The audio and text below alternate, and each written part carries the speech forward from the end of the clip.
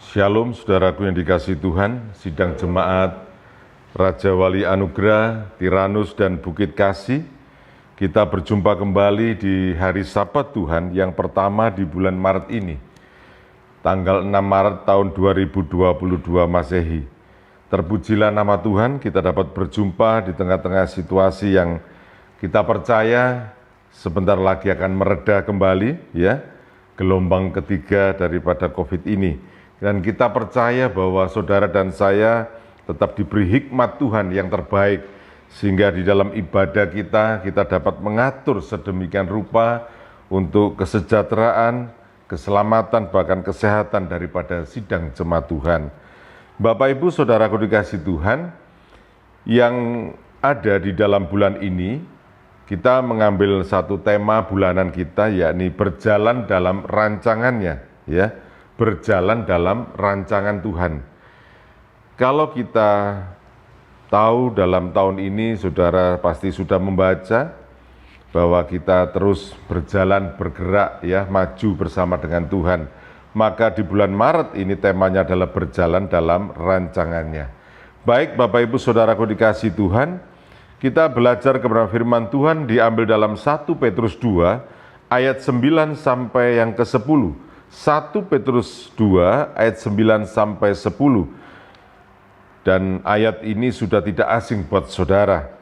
Tetapi kamulah bangsa yang terpilih, imamat yang rajani, bangsa yang kudus, umat kepunyaan Allah sendiri, supaya kamu memberitakan perbuatan-perbuatan yang besar dari Dia, yang telah memanggil kamu keluar dari kegelapan kepada terangnya yang ajaib. Kamu, ya, saudara dan saya, yang dahulu bukan umat Allah, tetapi yang sekarang telah menjadi umatnya, yang dahulu tidak dikasihani, tetapi yang sekarang telah beroleh belas kasihan. Amin. Bapak Ibu Saudara, kalimat ini menyatakan bahwa Tuhan mau menyatakan, berbicara kepada kita semuanya, kepada bangsa Israel, kepada saudara dan saya, umat kepilihannya, bahwa keberadaan saudara dan saya ini adalah karena pilihan Tuhan. Ini satu keadaan di mana saudara harus mengucap syukur, ya. Dasar yang pertama adalah bangsa yang terpilih. Saudara dan saya masuk di dalam bilangan bangsa ini. Imamat yang rajani, bangsa yang kudus, umat kepunyaan Allah sendiri. Tuhan mau menyatakan kepada kita bahwa saudara adalah orang-orang yang harusnya berbahagia, orang-orang yang harusnya bersuka cita, sebab engkau dipilih langsung oleh Tuhan untuk menjadi umat kepunyaan Allah sendiri. Dan kemudian untuk apa saudara? Berjalan di dalam rancangan Tuhan. Setelah dipilih saudara dan saya, Tuhan punya maksud dan rencana yang besar atas hidup kita, ya, yakni apa? Memberitakan perbuatan-perbuatan yang besar. Hari ini saudaraku, engkau telah dihargai, ya, diberi kesempatan oleh Tuhan untuk menjadi umat pilihannya. Tetapi di dalam umat pilihan ini, saudara dan saya mempunyai tanggung jawab. Sebab engkau tadi telah diberi kesempatan Tuhan bahwa masa lalumu ada di dalam gelap, dan sekarang diberikan terangnya yang ajaib. Dahulu engkau bukan siapa-siapa, ini bahasa sederhananya, ya. Tetapi sekarang engkau menjadi umat yang luar biasa. Dahulu saudara dan saya tidak dikasihani, tetapi sekarang engkau telah beroleh belas kasihan. Jadi saya mau katakan ini dasar supaya kita berjalan dalam rancangannya itu karena saudara sudah terpilih. Bagaimana kita bisa berjalan dalam rancangan Tuhan kalau kita belum masuk di dalam Tuhan? Dan berbahagialah saudara dan saya, sidang jemaat Raja Wali, Tiranus dan Bukit Kasih, engkau sudah masuk di dalam rencana Tuhan. Ya, ini dasarnya. Dan kemudian ada hal yang pertama Tuhan mau katakan, hendaknya di dalam rancangan Tuhan itu engkau mengagungkan namanya. Sebab di dalamnya ada konsekuensi. Mari kita baca dalam Yeremia. Yeremia 32 ayat yang ke-19. Yeremia 32 ayat yang ke-19. Bagaimana Tuhan mau mengatakan betapa agung dan besarnya. Saya bacakan buat saudara. Besar dalam rancanganmu dan agung dalam perbuatanmu.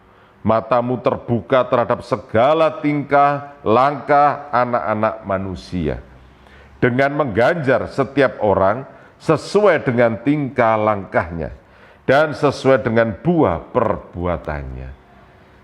Saudara pahami, di dalam dunia ini ada dua kelompok besar. Yang satu percaya di dalam Yesus dan terpilih, terpanggil. Dan yang kedua, ini adalah orang yang tidak percaya Tuhan.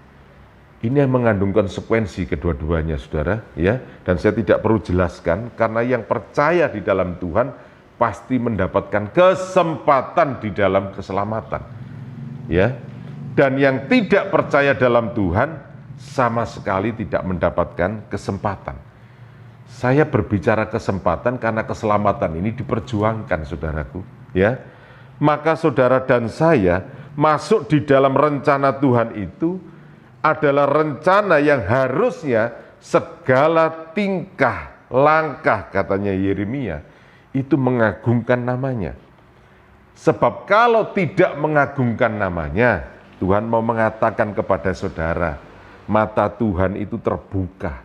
Dimanapun tempat tersembunyi itu tidak ada di dalam hidup manusia. Dia tahu persis apa yang kita perbuat. Dan kemudian Tuhan mau mengganjar. Bahasa mengganjar itu berarti bisa memberikan sanksi, bisa juga memberikan reward-nya. Jadi Tuhan itu juga Tuhan yang adil bagi kehidupan kita. Bagi siapa yang percaya kepada Tuhan dan mau melakukan apa yang menjadi hal mengagungkan namanya, maka pasti diberikan reward yang luar biasa. Tetapi kalau tidak, saudara, jangan harap. Ya, jangan harap.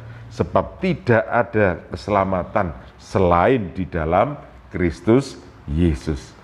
Jadi berjalan dalam rancangannya itu harus mengetahui rancangan besar Tuhan apa di dalam hidup kita ini. Dan kemudian kalau kita mau melakukan di dalam rancangan Tuhan, Tuhan pasti memberikan ganjaran masing-masing terhadap kita. Ya, yang pertama demikian langkahnya. Yang kedua adalah saudara harus meyakini bahwa rancangan Tuhan itu adalah rencana yang membebaskan kita, yang mengangkat segala persoalan kesesakan kita. Hidup manusia tidak terlepas dari pergumulan, saudaraku. Tidak terlepas dari kesesakan. Hari-hari ini banyak orang semakin tertekan, ya. Harga sembako perlahan mulai naik, ya, terutama minyak goreng. Dan kemudian Presiden kita Pak Jokowi menyampaikan hal-hal yang ke depan ini ekonomi dunia, global dan segala macam ini akan mengalami dampak. Bukan hanya karena situasi perangnya Rusia, saudaraku, tetapi ekonomi kita semua berdampak, ya. Oleh sebab itu kita percaya bahwa di dalam Tuhan kita ada di dalam rancangannya. Rancangan yang bagaimana? Rancangan yang melepaskan kita dalam kesesakan. Ya, Mazmur 138 ayat yang ke-7 sampai ke-8. Mazmur 138 ayat 7 sampai 8. Jika aku berada dalam kesesakan, Engkau mempertahankan hidupku. Terhadap amarah musuhku Engkau mengulurkan tanganmu, dan tangan kananmu menyelamatkan aku. Tuhan akan menyelesaikannya bagiku. Ya Tuhan, kasih setiamu untuk selama-lamanya. Janganlah kau tinggalkan perbuatan tanganmu. Saudara, beberapa puluh tahun yang lalu ada lagunya Robert Louis, ya. Mungkin yang saudara hari ini tidak tahu, tidak apa-apa, ya. Yang angkatan saya mungkin tahu. Itu saya sangat suka, ya. Saya mengkoleksi, ya, lagunya Robert Louis, ya. Jika aku berada dalam kesesakan, Engkau mempertahankan hidupmu. Saya sering putar lagu itu, ya. Tetapi sekarang sulit, ya, mencarinya, saudara, ya. Saudaraku dikasih Tuhan, orang yang masuk di dalam rancangan Tuhan Jangan berpikir bahwa rancangan Tuhan itu pasti enak dalam arti daging kita. Tetapi orang yang masuk dalam rancangan Tuhan itu berarti orang yang diberi kemampuan lebih daripada orang yang di luar sana. Apa lebihnya saudara? Mampu menanggung pikul salibnya itu. Ya, mampu menanggung segala kesesakan yang Tuhan izinkan. Kenapa itu harus terjadi? Tuhan punya maksud yang besar. Tuhan mau mengagungkan hanya namanya lah yang diagungkan dan dipuji saudaraku. Ya, dan pemazmur mengatakan, Tuhan, Engkau mempertahankan hidupku dalam kesesakan. Terhadap amarah musuhku Engkau mengulurkan tanganmu. Artinya saudara, musuh kita bukan berarti manusia. Tetapi musuh kita adalah persoalan hidup yang tiba-tiba datang menyerang hidup kita. Yang tiba-tiba mengurangi, bahkan menghilangkan damai sejahtera kita. Ini juga musuh saudaraku. Orang hidup kan butuh damai sejahtera.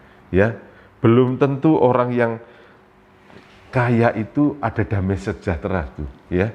Tetapi orang yang mengatakan cukup dan bersyukur itu adalah orang yang damai sejahtera. Oleh sebab itu Tuhan berikan kemampuan buat saudara yang berjalan di dalam rancangannya. Saya percaya Tuhan tidak akan meninggalkan saudara. Bahkan Tuhan dikatakan dalam pemazmur, Tuhan akan menyelesaikannya bagiku. Ya Tuhan, kasih setiamu untuk selama-lamanya. Janganlah kau tinggalkan perbuatan tanganmu. Apa sih yang diperbuat Tuhan? Semua dari awal sampai akhir hidup kita. Itu sebenarnya perbuatan tangan Tuhan dalam hidup kita. Dari kita diciptakan sampai kita berakhir di liang lahat. Itu semua juga karena karya perbuatan tangan Tuhan.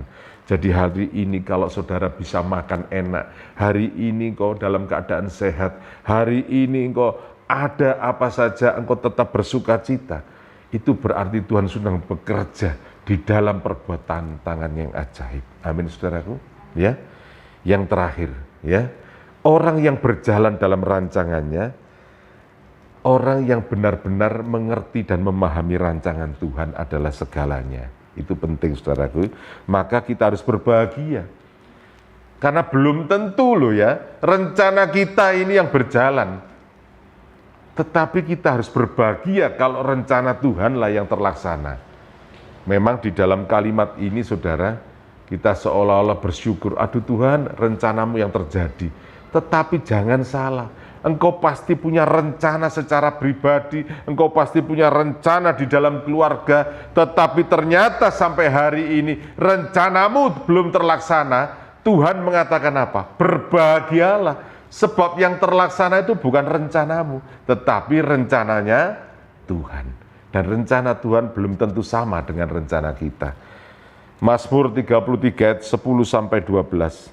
Mazmur 33 ayat 10-12. Tuhan menggagalkan rencana bangsa-bangsa. Ia meniadakan rancangan suku-suku bangsa. Tetapi rencana Tuhan tetap selama-lamanya. Rancangan hatinya turun-temurun.